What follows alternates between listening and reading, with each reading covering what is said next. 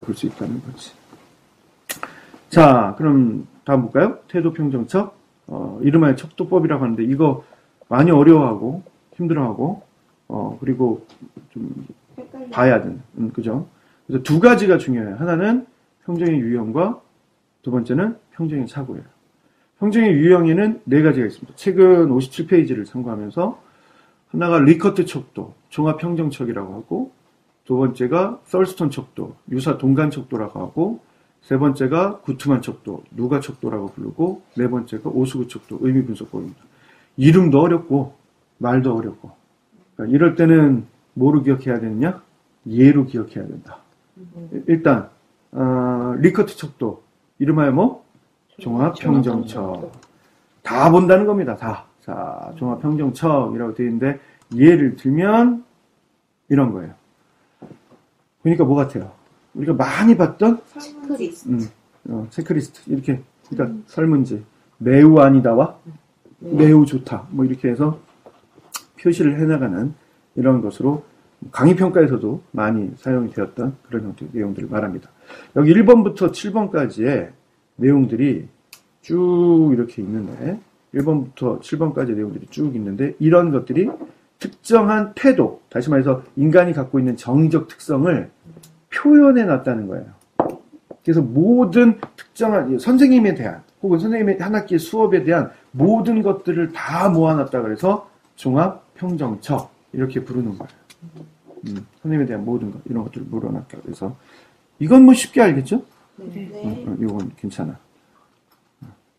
리커트였습니다. 썰스턴. 심리학에서 많이 이름 나왔던 사람인데 기억 안 나는 거지. 그렇지. 자, 썰스턴 척도. 이름하여 유사 동간 척도라고 합니다. 말이 어려워요. 유사 동간 척도. 우선 얘기할게요. 유사한 동간적 자라는 얘기잖아. 그러니까 간격이 유사하다는 얘기죠. 완전히 1cm, 2cm, 3cm, 4cm, 5cm로 나누는 문장을 만들지는 못했다는 거야.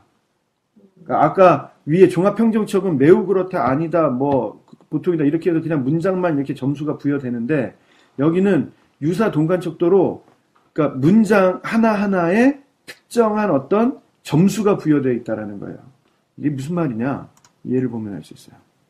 즉 전쟁에 대한 태도를 유사 동간척도로 만들었을 때 이렇게 전쟁은 약한 인간을 가장 비참하게 만든다. 척도치 10.3. 모두 뭐 10.1, 10.2, 10.3 이렇게는 하지 않더라도 3. 전쟁이란 승리자에게도 이득보다는 손실이 많다. 이래서 여기서부터 12번 보면 방어적 전쟁 이외의 어떤 전쟁도 정당성을 인정할 수 없다. 그래서 자기가 원하는 거에 이렇게 다 체크를 하는 거예요. 전쟁에 대해서 난 이렇게 생각한다. 뭐 이렇게 생각한다. 이런 모든 것들을 쭉 내놓고 그 자기가 생각하는 전쟁에 관련되어 있는 점수를 총합해서 평균을 내면 전쟁을 바라보는 것이 호전적이냐 비호전적이냐 이런 것들을 나타낼 수 있다는 거죠. 그래서 사람들을 서열은 세울 수 있어도 그 간격을 동일하게 만들지는 못한다는 거지. 그래서 유사 동간척도라고 하는 것으로 그 사람의 어떤 전쟁에 대한 의미, 태도 이런 것들을 좀 잡아주는 걸 말합니다. 다음 구투만 척도로 가죠. 구투만 척도는 누가 척도예요? 그러면 생각해봐. 누가 척도라는 건 계속 더해주는 어느 정도까지 나아가느냐, 어느 정도까지 깊이로 마음을 주고 있느냐. 그러니까 이거 맨날 얘기할 때 이 남자는 연애할 사람이다. 까지 마음을 주느냐. 이 남자는 결혼을 할 사람이다. 그게 가능한가? 까지 마음을 주느냐. 왜 가능하지 않다 그래? 많이 그러면서. 어? 이 사람은 결혼을 해서 아이까지 이 사람과 함께 아이를 낳을 것이냐. 중간 이혼해 그럼? 그렇지. 그러니까 이게 어떻게 될지 모르는 거잖아. 다시 돌아와야 될 것이냐. 결혼하고 나서? 그러니까 뭐 이런 게 이게 척도치를 잡을 수 있는 걸 말하는 겁니다. 예를 들면 이런 거예요.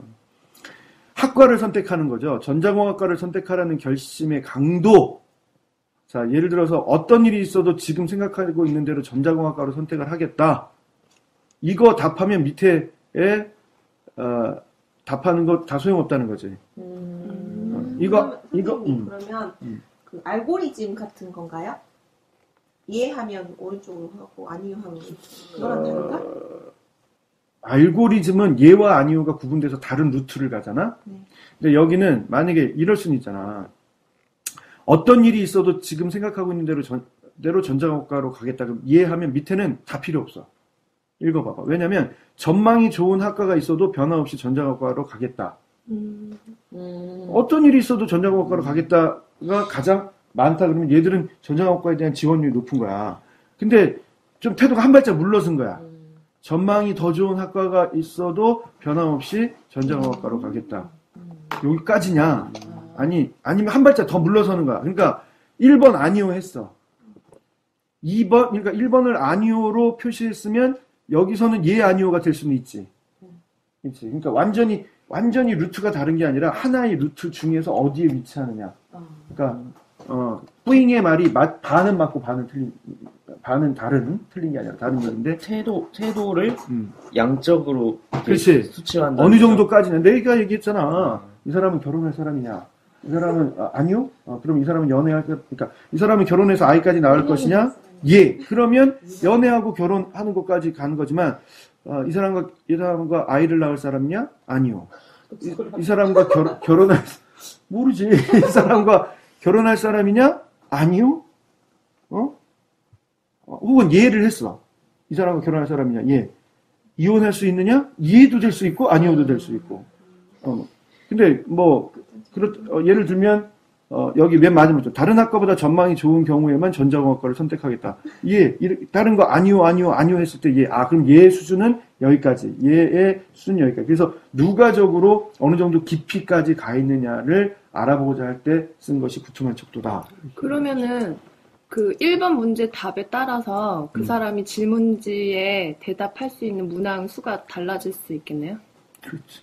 그러니까 이거는 이렇게 써놓고 이 문제를 만든 사람이 이거를 뒤집을 수가 있어요. 그래서 이 뒤집어서 이 사람의 진짜 응답 정도가 왜냐하면 사람의 마음은 어떻게 바뀌는지 모르니까 읽으면서 어떤 느낌 자기 스스로도 우리 그러잖아. 나중에 평정이 오류 보면 되는데 다 가운데로 그냥 쳐버릴 수도 있단 말이야. 다 이해를 해버릴 수도 있단 말이야. 그러니까 그런 걸 막아내기 위해서 내 정확하게 읽고 내 마음이 어느 정도까지냐를 나는 기준을 알고 있고 정한다 이거지. 그러니까 아까 그 썰스톤 척도의 경우에 있어도 잠깐 볼까? 그 썰스톤 척도의 경우에 있어서도 들어가 보면 이 문장을 1번부터 12번까지 왼쪽에 척도치를 봐봐요. 왼쪽에 척도치를 봐보면 이게 척도치가 그 높은 수준부터 낮은 수준까지 이렇게 내려와 있는 게 아니잖아. 그래서 사람들이 정확하게 답을 하는데 왜냐면 사람의 마음, 태도 평정이란 말이야. 특히 정의적인 부분을 평정하고자 할 때 이게 그냥 다 위에서부터 이해할 수 있으니까 이런 걸 막기 위해서 한다는 거죠.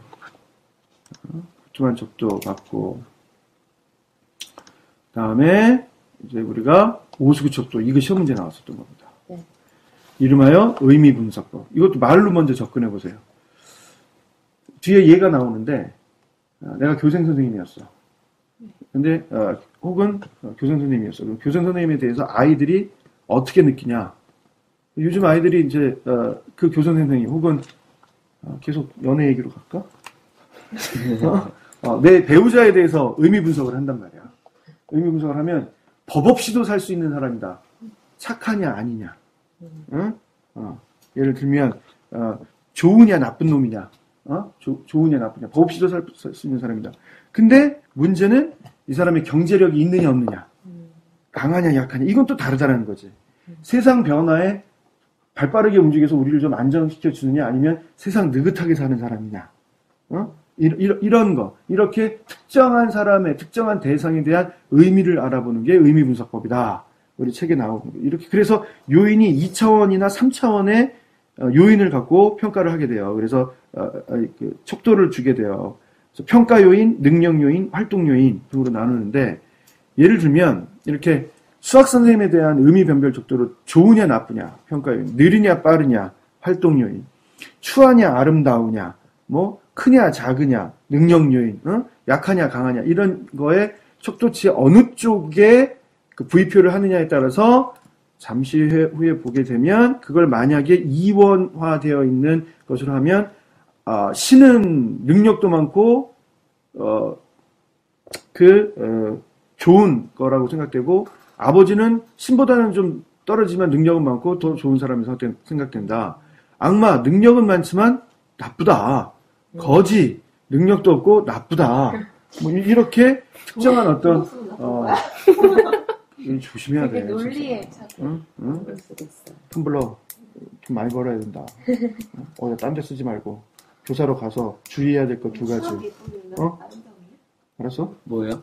첫 번째 도박. 봐. 두 번째 필기해봐. 여자. 여자 왜요? 여자 만나야죠. 아니 결혼을 한 다음에 결혼한 다음에 여자 만나라고요? 여자 조심해야 된다. 넌 원래 술을 잘 못하잖아. 그럼요. 잘 못하니까 밤새서 먹지. 네. 그치? 조심해. 자, 이런 의미로 59세까지 보면 평정의 유형을 찾아봤습니다. 평정의 착오를 보면, 요거까지만 하고, 평정의 착오까지 하고, 우리 좀.